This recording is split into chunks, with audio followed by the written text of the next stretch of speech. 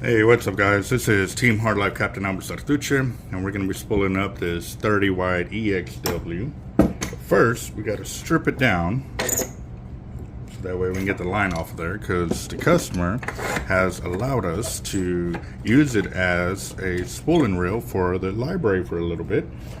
He'll be back in about a month, so it gives us plenty of time to spool up all kinds of different tight lines, because we've already done Cortland braid. So now it's time to do tightline braid with all the different colors that we have available. Well, not just colors, but weight classes. So I'm really excited of where this can go for our spooling library. And definitely gonna keep this line because originally when I started stripping it down, we didn't know the braid was gonna be any good.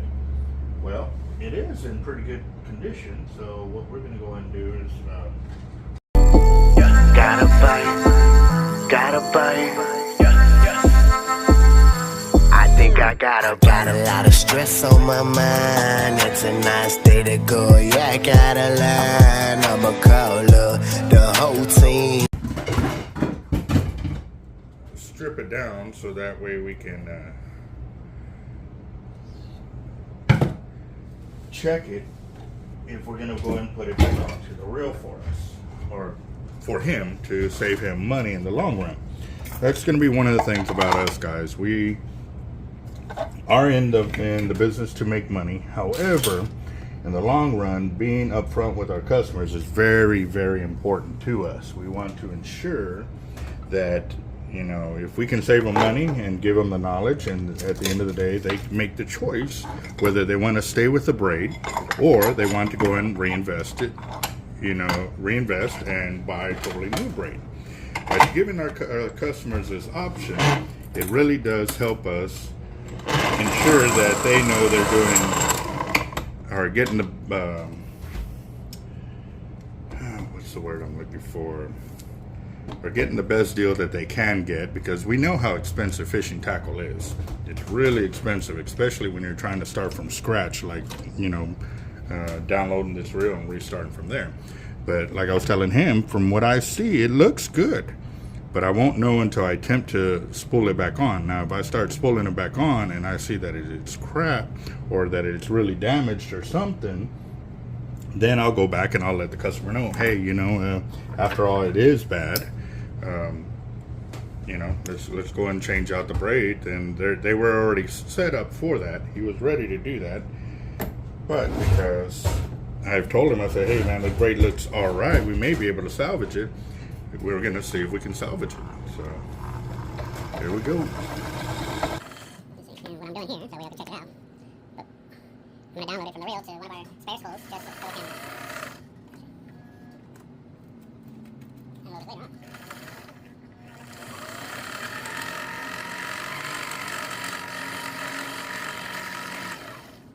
And there's already a splice in it right there, you can see. Alright. Well, that's one thing. It doesn't disqualify it, it's just it's a hollow core braid. That's what it's made for. But stuff like that, or if I can see right off the bat, it'll be good for us to know, so when we go to start spooling, we can really get it done.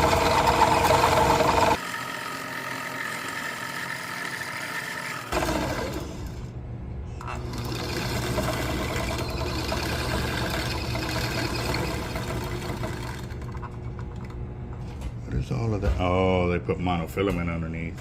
I was wondering what all those bumps were. I saw it right there on this one first. And this is a prime example of why we don't like using mono. Again, whoops, that was scary. Felt like they was gonna pop the braid because it hits that knot, and if a fish is really peeling it off, there's a chance that it could break. Yeah, you can break it off. So, and here again too. Look, what did they do? They put, oh, okay, the knot to the braid. You did a uni to uni there, and then the knot to the spool. And I'll show y'all something real quick. Make sure y'all can see. Where's my hand? Okay, so from here to here, actually let me get a measuring tape real quick. Alright, so it's right down to the 2.5 inch mark here. And as I pull on it, it goes past past it by at least an inch. And that's just me doing it by hand. Let me make sure y'all can see that. Yes, y'all can see it. Okay. So, yeah, it's easily going over that. And if I actually had enough, you know, like I said, I'm just doing it by hand. That's just me barely stretching that. Whoever did this did a good job of tying the mono to the spool and to the braid, because it ain't popping off, and I'm actually putting some pretty good pressure on it. But again, it's only by hand. Now imagine, or think of it like this. Obviously, braid and mono do not have any feelings or any sensitivity. They go to stretch and they're going to stretch or do whatever they're going to do, especially the mono. It's going to stretch and it doesn't care. Me, on the other hand, I tried pulling on it. You can see right there, I left some indentions. My hand cares if or I care if, you know, how hard I pull on that. And the reason I'm bringing that up, guys, is because when you're fishing and you're using this type of stuff on there, it's gonna give and keep giving because it does not care. It does not have any feelings of what it's supposed to do or not supposed to do. It's just like a computer. It does as it's programmed to do. Now, with that being said, the more pressure that gets pulled on here from the braid and pulling on it, because the braid has nothing to grip onto on the spool, it's going to move and move and move, and it's going to keep stretching that monofilament. Eventually, that mono is going to pop. 1, 2, is going to create that snake-like effect on your reel, and yeah, it's going to cause major damage at a later point. So it is important for you to understand that when you use monofilament on your inner core to tie your braid to your spool, you're eventually setting up for failure. So yes, right up front it'll hold the braid to the spool, but in reality it's not, because that mono is going to stretch, it is going to give a little bit, and it's going to keep giving until it fails. And a lot of times I'm pretty sure that this mono is only like 30-pound test or 40-pound test, and the braid is 80 or 100. So right there, you know that the monofilament is going to fail long before the braid fails, and that's not good. For me personally, I'm going to have that fish break me off on my braid, not on some other kind of line that I intentionally put on there to break off sooner. So, and I've landed 7 and 8 footers on 40-pound and 50-pound line, you know, growing up. So I know if I'm having 50 or 65 on there, I can turn back a really, really big fish. So just a little food for thought, guys. And I did find my knife the other day. It was in my laundry. I just need to find my black knife and go from there.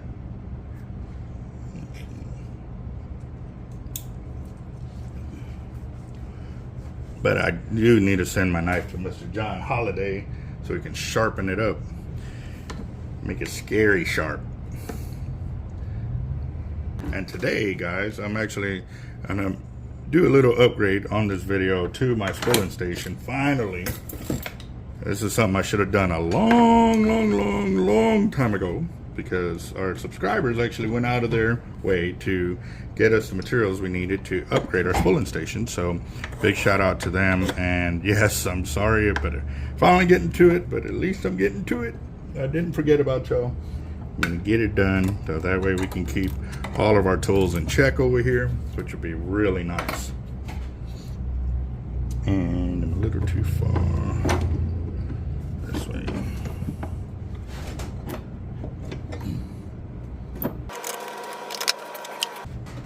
Here we go. We're going to be spooling it up with 65-pound in red. The reason I chose this spool too is because when they sent it to us, it has a lot of slack here, and I'd rather go ahead and do this now while I'm in test phase rather than a spooling phase, because if I bust off any of that braid, well, then I can let the manufacturer know. And you know, it's stuff like this that he wants to know, which is a great quality about a company, for them to want to know if something is defective or wrong on their gear.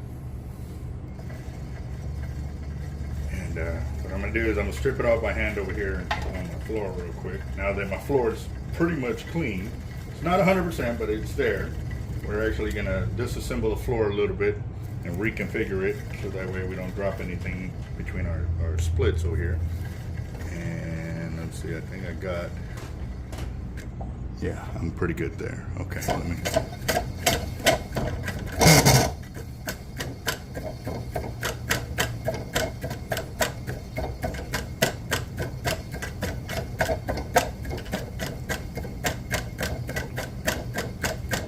All right, there we go. Good to go.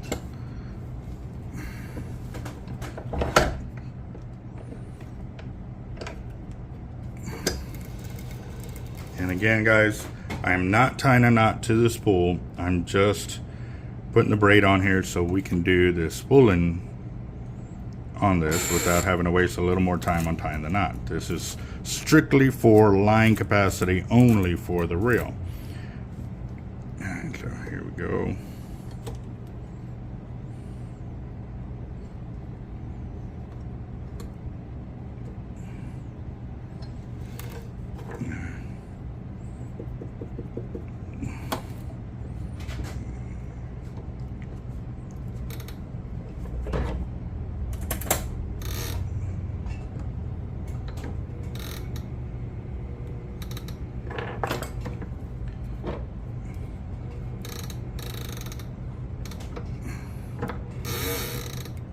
Whoa.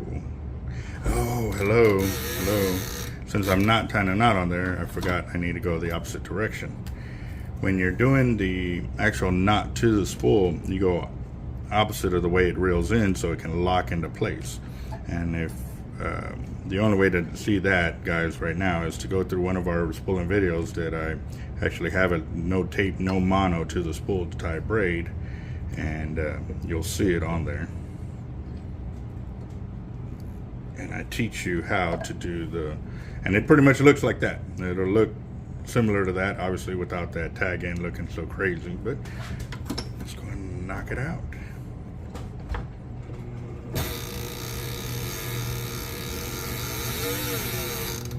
Okay, zoom in. There we go. It's gonna knock us out.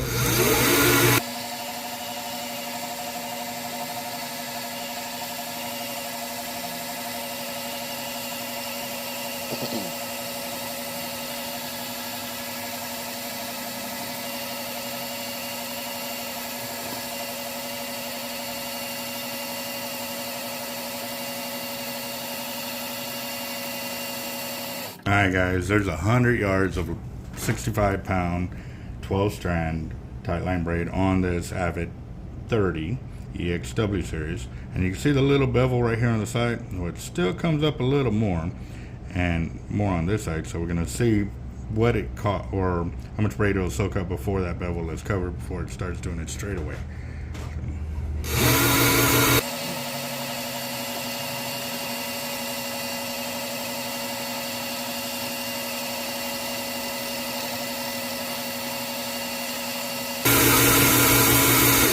Alright guys, so I've got it completely filled up, and that's about 160 yards. Now, that should be one kind of indication, but like I said, on our other spooling videos, guys, you're going to see that I am putting an inner core braid of 50 to 100 yards on all the reels of a different color. Just so the customer knows if he's getting spooled down and he's down getting close to his spool arbor, we don't want him to see the spool arbor without kind of knowing, hey, I got 100 yards left or 50 yards left. They're not panicking once they see the knot and, oh man, I only got a few feet left, you know. It gives them, it's going to be a great idea and a great peace of mind for any customer of ours that spools a reel with us, to know that they have that inner core as a warning sign for them. Hey man, I got to do something else or I'm going to lose this battle. So here we go.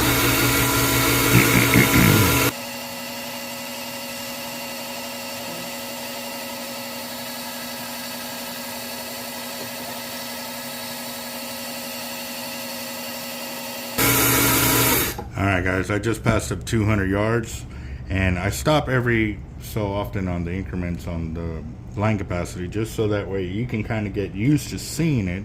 So that way if, and a lot of it has to do with, we weren't doing the different colors of braid to the spool before, but now we're doing it, so that way you can see the line capacity that's left over and give you an idea of how much line you still have on the reel. So that's why we kept doing it on the spooling videos, and we'll continue to do it, so that way everybody can see what's going on with their line capacity on the reel as they're fighting a fish.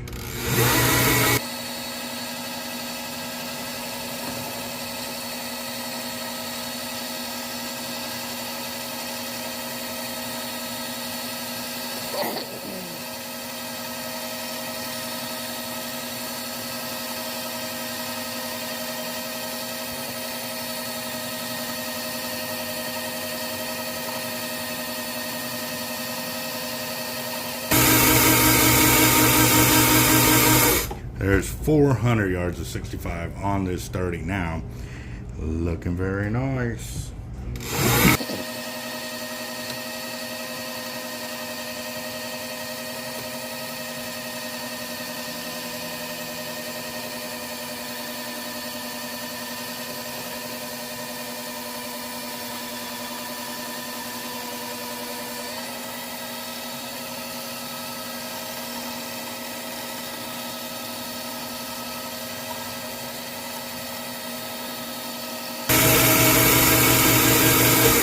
That's 600 yards of 65-pound tightline braid on this 30.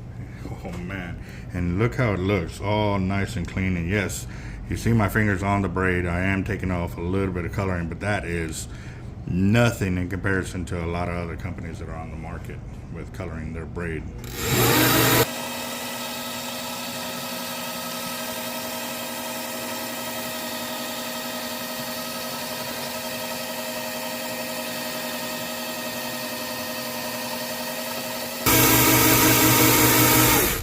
Felt a little something there. Let's see.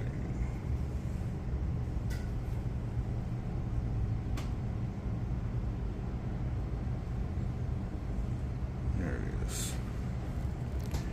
Right in there.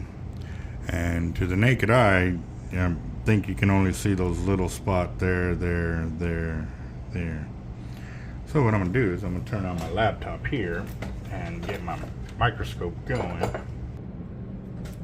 Alright, so I've taped it onto my ruler right here so you can see it. And there it is, the millimeters here on the bottom. So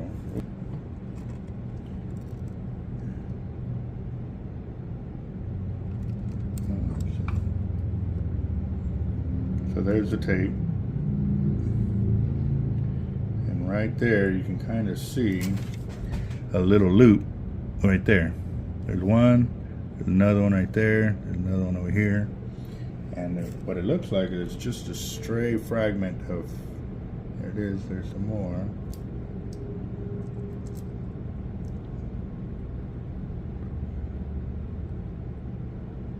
Yep, there it is. You can see that line come through there, right there, right there, right here, right here, right here, right here. And all it is you can tell it just got wove into that one weave through there. So it looks like I should be able to pluck that one strand out and really go from there. So let's see. There you go, guys. A little better angle. You can see it right there, wrapped around, wrapped around, wrapped around. And then there it comes out there. So it's just one piece that's in there, which is cool because then that means I can pull that one strand out and everything's good to go with the braid.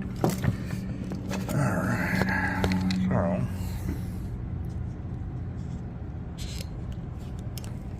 there's the microscope here. Go ahead and take this off.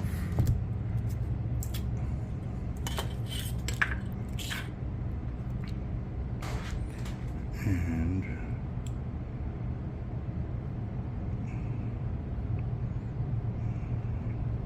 there it is.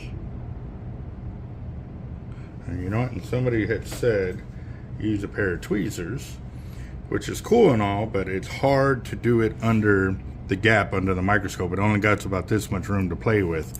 I would need one that can hold. And there you go. Yep, that one strand right there. Definitely a lot easier than using. Look, see, that one already came out. So, like I said, all we have to do is get this out from here, and we'll be good to go. Golly, how far? Yeah, and you can feel it all the way to over here. So, let's see. It's a long strand.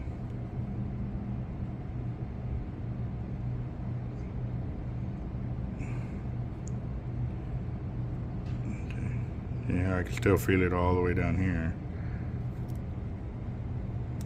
And there it goes. We got that out. Oh, where'd it go? Right there. Okay, so now that the braid is kind of bundled up, all you have to do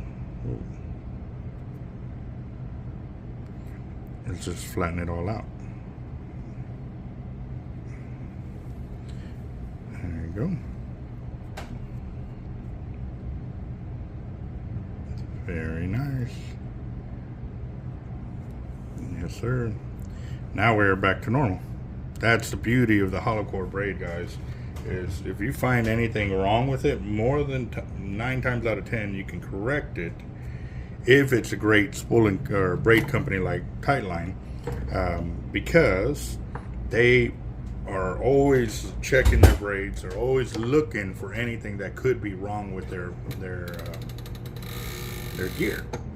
Whereas other companies, they mass produce it just to mass produce it, and they don't really care what they put out at the end of the day.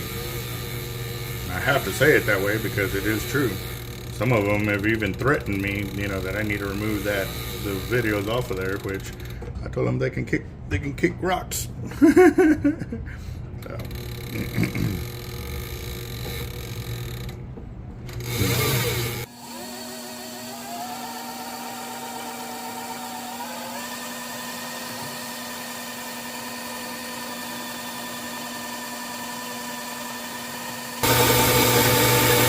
There's 800 yards of 65 on this reel now, and well, let's get it zoomed in so y'all can see this up close.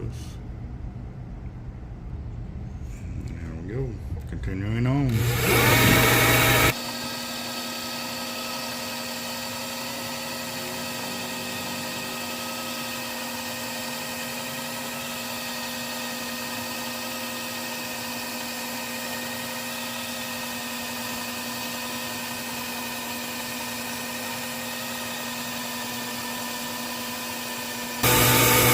There we go. There's 1,000 yards of 65 on this reel, and looking mighty awesome. Yes, sir. Keeping it going.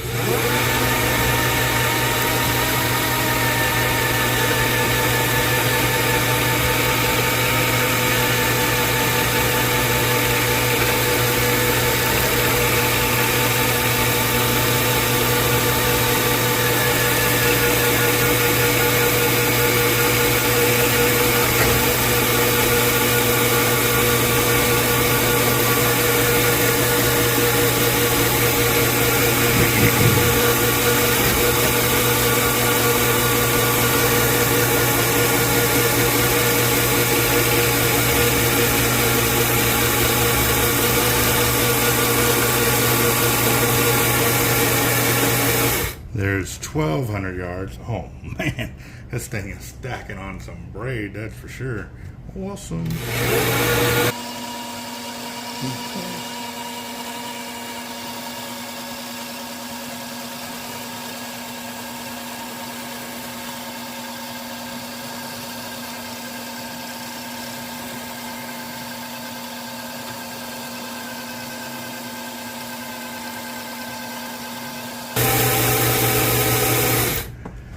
There's 1,400 yards and still climbing. Oh, yes. Let's see. There we go. Let's keep it going. Thank you, boss. Yeah, that's all UPS are still checking. Thank you, boss.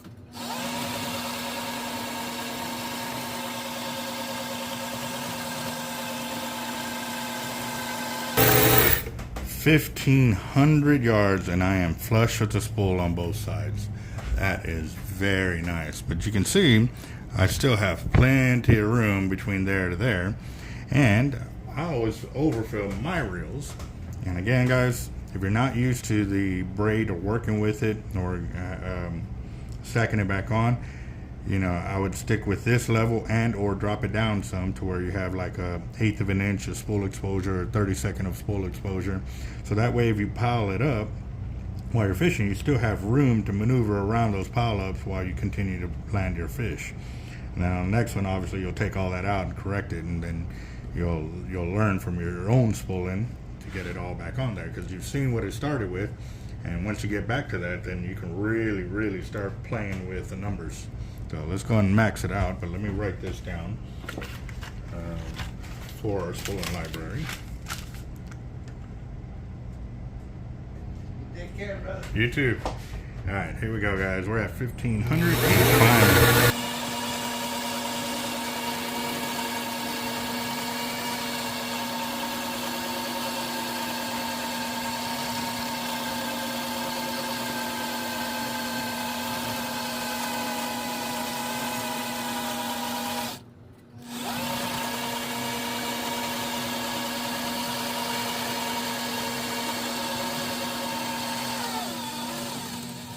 Guys, now I'm going to warn you too, before you ever fill a reel up this much, you really need to pay attention to one thing besides the line capacity between the reel and the housing. I mean, I got a gap all the way around that, and actually I don't know if you can see through it, but you can see it on that side because I have white. Let me put something white over here so you can see this,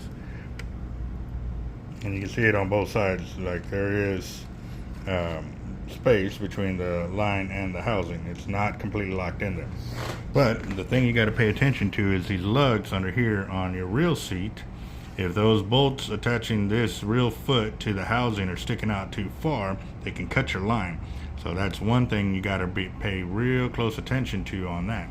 Also too, these locking lugs here, if they're fully seated in there, sometimes they poke through, and they poke through quite a bit. So before you spool it yourself, you need to pay close attention to that. That was something I already did before I actually spooled up.